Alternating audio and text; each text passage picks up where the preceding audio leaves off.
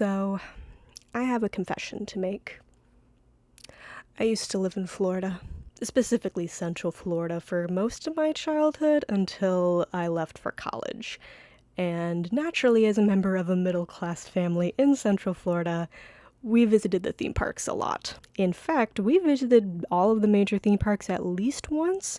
I think the only one that we never went to is Busch Gardens, and that has more of it to do with it being in Tampa than anything else. I mean, yeah, I lived in Florida, but I have my limits. But out of all the theme parks I've visited in my life, and especially in my childhood, one resort has always reigned supreme in my mind, and it's not the obvious choice. I have always loved the Universal parks, even before they had this recent boost in popularity. So yes, I did like the parks before they were cool.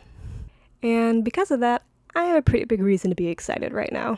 For those of you who have somehow stumbled upon this video and haven't heard, back in 2019, Universal announced that they were going to be building a brand new theme park in their Orlando resort, titled Epic Universe. The park was originally set to open back in May of 2023, but due to reasons, the park is now set to open on May 22nd of this year, or, a couple days from now. While it's public knowledge now what this theme park is actually going to entail, especially since it's in previews now that are open to everybody, back in the day when it was just starting construction, people who were following the project closely were actually able to deduce what the actual lands were going to be before they were officially announced. The main lands of this theme park are Celestial Park, which is the main hub area that you mainly use to just get to the other lands. Isle of Berk, based off of the How to Train Your Dragon series. Super Nintendo Land, based mostly off of the Mario Brothers games, but also has its own dedicated land to Donkey Kong. Dark Universe, based off of the classic Universal horror monsters. Your Frankenstein, your Dracula, so on and so forth. And finally, a brand new Harry Potter land. Harry Potter and the Ministry of Magic. Now, don't let the title of this video fool you.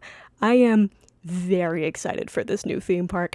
As I've said before, the Universal parks have been my favorite since I was like 9 years old, and I am so happy that Universal is getting its day in the sun after being overshadowed by Disney for so long. I even have a ticket for opening day, which I was only able to get because I had an annual pass, and on the day that the advance tickets dropped for annual pass holders, I just so happened to have a cold and was awake at 4 a.m. So I pulled up the site and was just refreshing it out of boredom, so I saw it as soon as they dropped before they got sold out like in a couple hours. So I am very excited for this new park. Just not super stoked for more Harry Potter. Now, there is the obvious criticism that since the two original theme parks have their own Harry Potter lands, that this third Harry Potter land is redundant and even oversaturation. But honestly, my concerns with this new land go a little bit deeper than that, and that's what I want to talk about in this video. And hey, I'll even go over some of the positives and the reasons why I think Universal is making this park, because even though I think it's a mistake, I can acknowledge this multi-billion-dollar company probably thoroughly considered all the options before settling on this land to build in their newest theme park in decades. Well, not including the water park, because they like to market it as a theme park, but it's still just a water park. Come on. I even have a convenient little whiteboard that lists all of the major pros and cons for this land that I have come up with, ordered from least important to most important. God, I'm so good at YouTube. Alright, so let's jump right in and start with the pros. Pro number 1, symmetry. Don't say anything about my handwriting, okay? I know it's bad. I know. This is the first point and the most straightforward. The original two theme parks, Universal Studios Orlando and Islands of Adventure, have their own Harry Potter lands, that being Diagon Alley and Hogsmeade respectively. It would feel kind of weird if these two theme parks had a Harry Potter land and the third one didn't. That's it. That's the whole point. It's the first bullet point. It's not going to be that complicated. Like I said, it's not actually that important. Now, on to point number 2. Point number 2, execution. There is no doubt that Universal is going to do a good job making this land. Universal is very good at making well-detailed and immersive lands, and this new land is not going to be an exception. People have claimed that Universal really started to make these good lands with the first Harry Potter land that they made, the Hogsmeade and Islands of Adventure, but come on, Universal has been making bangers ever since Islands of Adventure opened. Like, seriously? It's especially a wild claim to make when that Harry Potter land, Hogsmeade, is right next to Jurassic Park. Like, come on. But I will admit, Universal does really hit their stride when it comes to the Harry Potter lands.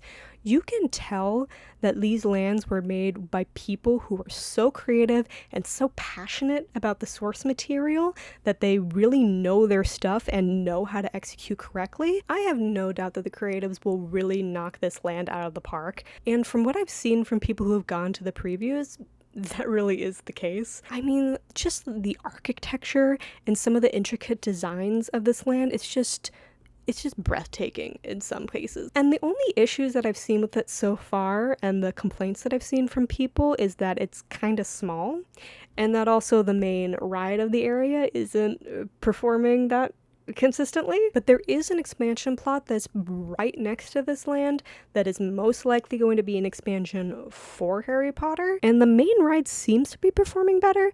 When it originally opened, it was a virtual queue system that everybody hated, but it closed for a week, and these past couple days it reopened, and now it's a regular line that anybody can go into, so it seems to be doing better. Maybe? So hopefully all the kinks are ironed out on that one soon. I will give Universal this. It does look like it will be well executed. And now for pro number 3. That profit margin, baby. This is clearly just a pro for Universal and not the people attending the park. But let's face it, this is the main reason why Universal is making this park. The Harry Potter lands make Universal a lot of money, so a third Harry Potter land is gonna make Universal a lot of money. That's it. Wow, that was even shorter than the first bullet point.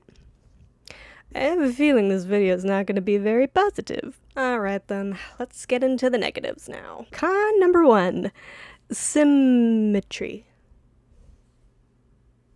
Well, damn. You see, the thing about Epic Universe is that it's being built on a huge new patch of land that Universal purchased recently. So big, in fact, that there is a large part of this land that is not being used for this new theme park. There is a lot of land built over to build something else.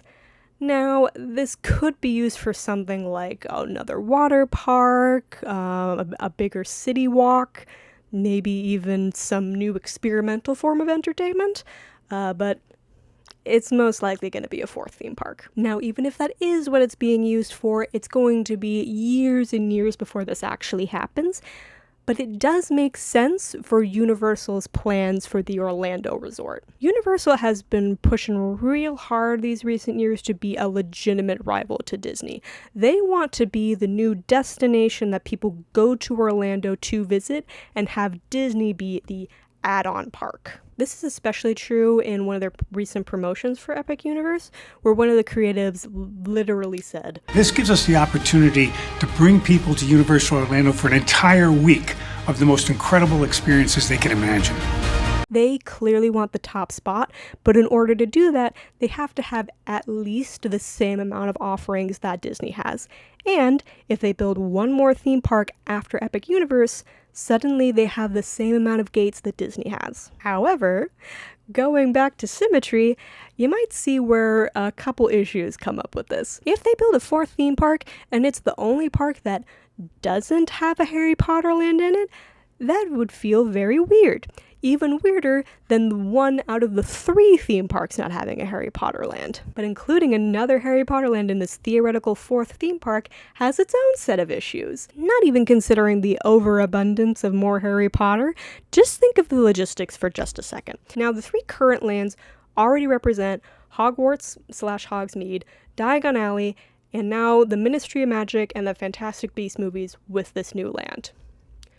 What the hell are they going to base this 4th theme park land on? Can you think of any major land in the Harry Potter universe that 1, isn't already included in these lands, and 2, would actually be a good basis for a new area? You think they can base an entire land off of the Weasley's house? Off of Privet Drive? off Azkaban. And they sure as hell are not going to base another land off of the Fantastic Beasts movies, so don't even mention anything from those. They have nothing else to work with.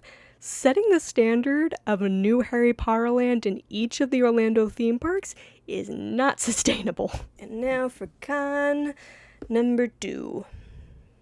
Oh boy. So, let's address the elephant in the room. J.K. Rowling, the creator of the Harry Potter universe that this whole land is based off of, is not a very good person. She is, plain and simple, a transphobe. There is no room for denying this fact at this point. She does not have some differing opinions. She does not just have some concerns. She is not misunderstanding the group. She, straight up, does not like trans people and would rather them not be around anymore. This is a fact based off the things that she has said and done.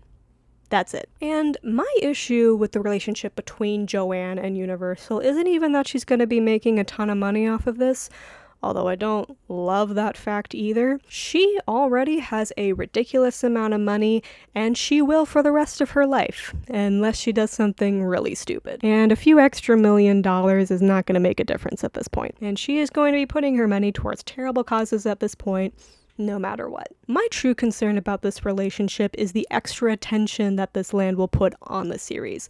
This additional Harry Potter land is going to cause more people to engage with the story, whether it's new people being introduced for the first time or old fans re-engaging with the story. Fans of Harry Potter who are not a fan of Joanne will often purport the separation of the art from the artist philosophy to justify them continuing to engage with this material that they enjoy when they don't agree with its creator. The idea being that, sure, the artist might have terrible ideas, but that doesn't necessarily mean that they didn't create anything of value, and that that thing they created doesn't necessarily represent their ideas. The thing is, Joanne's ideas are very much present within the books she wrote, and it gets harder and harder to ignore that the more that you discover. The transphobia is there, no doubt about that, but there's also a lot of Joanne's other views present in this book that she is not as vocal about. But maybe one day she will be vocal about those ideas. Who knows? She did just recently declare that she hates asexual people unprompted. Who knows what this woman is capable of? But other terrible ideas do exist in these novels, including homophobia, ableism, fat phobia, racism, anti-Semitism, a lot of internalized misogyny, and I mean a lot. If you are a woman and you do not fit into the specific category that Joanne deems a good woman, she 100% hates you. Even the whole theme of the ending of the books is so damaging. It basically states that the worst thing for the world is trying to change the world, and that how things are now are the best it's ever going to be, which, especially nowadays, is just so depressing. Now, I could go on and on about this topic, but this video is long enough. Just go read one of the many articles or watch one of the dozens of hour-long videos on YouTube going through all this stuff if you want evidence backing up what I'm saying. But before I move on, I do want to say one thing. If you read these books or are a huge fan of the story, that does not mean that you are a bad person or that these horrible ideas are rubbing off on you. People are perfectly capable of reading this entire series and rejecting these ideas or getting a different interpretation out of them than Joanne was intending. However, inspiring more people to engage or re-engage with these books is overall a harmful consequence of this new land. There has been a large rise in criticism of Disney as a company in the last few years. This sounds like a tangent, just follow me for a bit. This has largely been aimed at the media that they've been producing lately, but a fair amount of the backlash is aimed at the parks. Ever since the park reopened after the pandemic, people have been complaining about things like the rising cost, the quality of new additions, the removal of free perks, or those perks now having a price tag attached to them. There also has been criticism about the woke agenda being put into the parks, but that's an argument mainly done by weirdos on the internet. or Ron DeSantis. I believe this overall hostility towards Disney is caused by people losing the idea that Disney cares about its customers. You know, that Disney magic. Disney has gotten so big at this point that the people running it believe that they have to openly exploit the people consuming their product. Keyword openly. Because the way the parks function hasn't actually changed that much. They've always been expensive, they've always had pricey add-ons, they have had cheap additions before that have been poorly implemented or rushed. These things have been mentioned and criticized before, but now these criticisms are coming from Disney fans. And that's pretty major since Disney adults are the most passionate and loyal fans out there. Now I will admit, I have enjoyed watching this downfall in reputation. No downfall in revenue, mind you, but still satisfying. I do not like the monopoly that Disney has on the entertainment industry, and any reduction in that influence is great in my book. But there is a part of me that enjoys this shift because I'm a Universal fan. A lot of the criticism of Disney has led to praise for Universal, simply because it is the other major theme park resort in the area, and it's not falling into as many of the same pitfalls that Disney is falling into now. And also partly because of the buzz of Epic Universe, but mainly the first point. And I am happy to see this shift in perspective, but seeing these Disney fans be disillusioned, I can't really judge how they feel, because how they feel about Disney, I feel about Universal. Growing up, I always rooted for Universal. I thought they were the underdog and better than Disney because of that. And this rose-colored version of Universal has partially followed me into adulthood, despite the fact that I know that Universal is just as much a mega-billion-dollar conglomerate as Disney is, or at least part of one through Comcast. Universal also does not care about me and will easily make decisions that are bad for me, other people who visit the parks, or even the world as a whole if they see will be more profitable for them. But I'm usually able to ignore this fact and love the parks for what they are. And I'm not trying to say that these parks don't have value as entertainment or even art, or that there aren't passionate and creative people behind them. However, Universal is a company first and foremost, and the continuous use of the Harry Potter property makes this fact harder and harder to ignore. It is direct proof that Universal will ignore morality in the pursuit of profits. And it's even making me a bit guilty about visiting the theme parks. Sure, when I visit the original two lands, I ignore the Harry Potter areas as much as I can. I don't eat the food, I don't buy the merch, I don't hang out in the areas. The most I will do is sometimes ride the rides because, unfortunately, the Hagrid's ride is a banger. But even this tangential interaction with the property is getting harder for me to stomach. Is part of my ticket price even being sent to Joanne? I don't know. I haven't seen the contract that they made. Even if that isn't the case, I am contributing to these parks becoming more popular and thus Harry Potter becoming more popular. And I know this is the case. I have heard testimonials from many people that the Harry Potter lands are what introduced them to the property or what inspired them to actually check out the books or movies. It is getting hard to grapple with the fact that my support for this company is being turned into support for causes that I don't agree with, and this aspect of my childhood is crumbling around me when I should be the most excited. The last theme park was built a year after I was born. This is my first experience seeing this thing that I love grow in a major way. I should be celebrating, but there is now a part of me that is just sour to the whole thing. It's because of more goddamn Harry Potter. Let's just move on to con number 3. Con number 3. What the hell is even going on? Now, this is the real reason I wanted to make this video.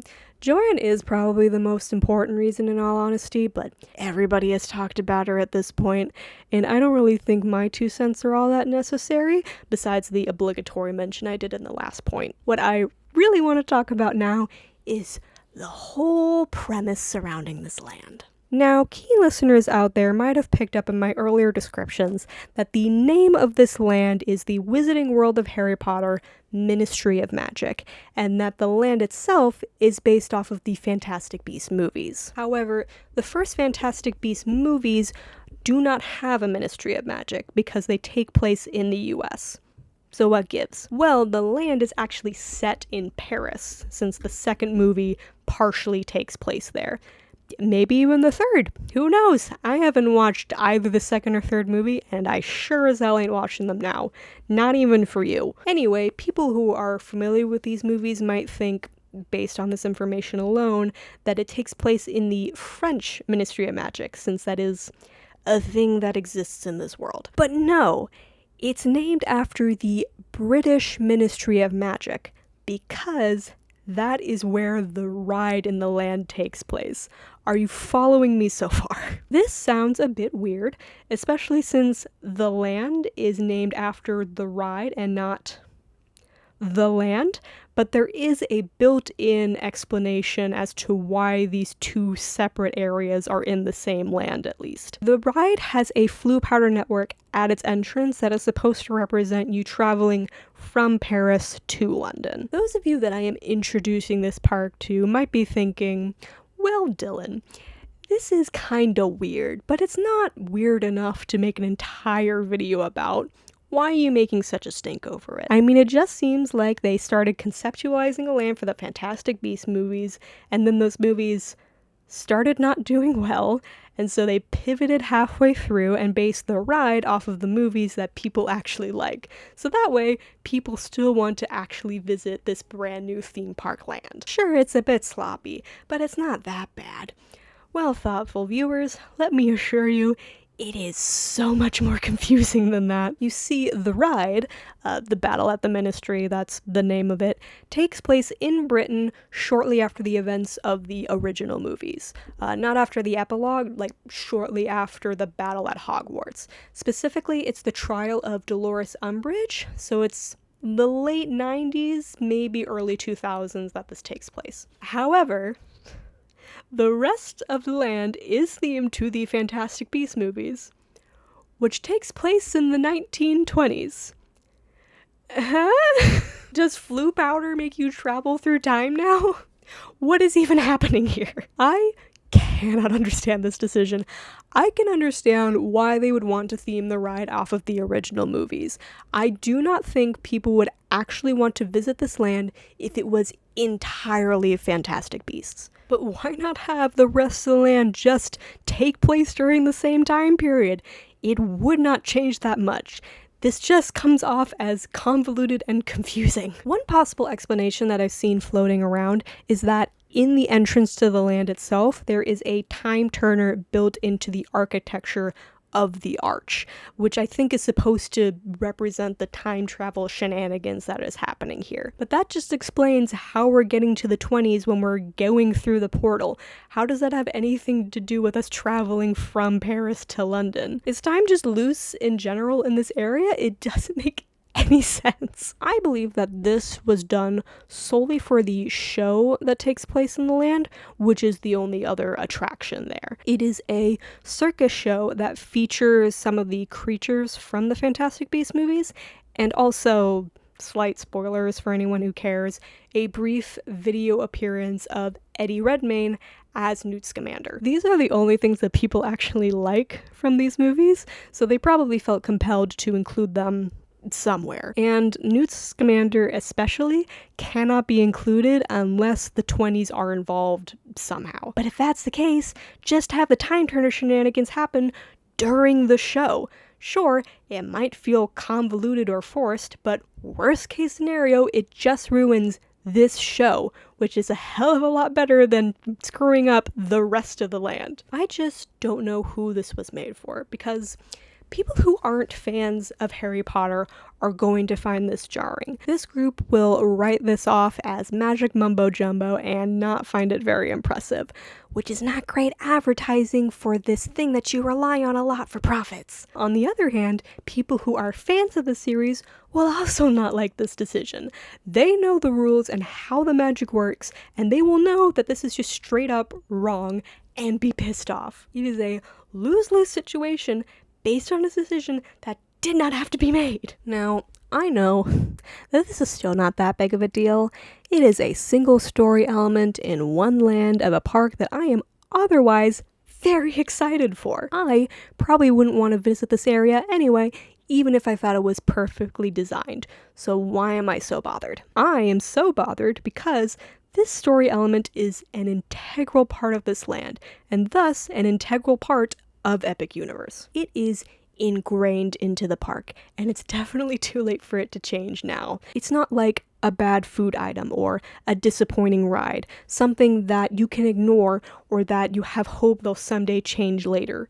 This is most likely a permanent part of this park. For example, take the Fast and Furious ride at the original theme park, Universal Studios Orlando. This is a part of the resort that I do not like, for various reasons that could be its own video. However, there are a lot of people that do not like this ride too. Regular visitors and annual pass holders hate it, and even casual or one-time visitors will ride this ride maybe once and then never again. It has consistently low wait times and probably doesn't sell that much merch in its gift shop despite how popular the IP it's based on is. As a result, there have been rumors for years that it's going to be replaced, and based on how often Universal tears down old attractions to build new ones, that's likely going to happen in a couple of years. And this will happen despite the fact that Fast and Furious is a popular franchise that Universal has full rights for, so they don't have to pay licensing fees.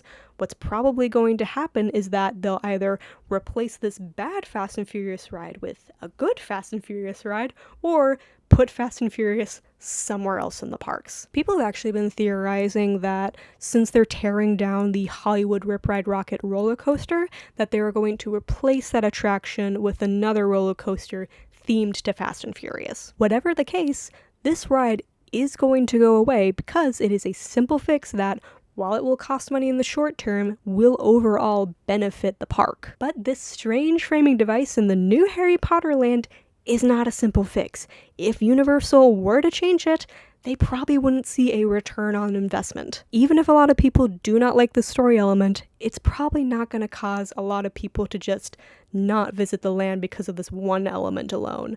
Thus, Universal will not have a lot of motivation to make this land more coherent if they even see it as an issue to begin with. I can deal with Fast and Furious Supercharged being a part of Universal Studios because I know that this is not an integral part of the park and it can be changed. Especially since it's set in the San Francisco part of the park, which is also a baffling decision.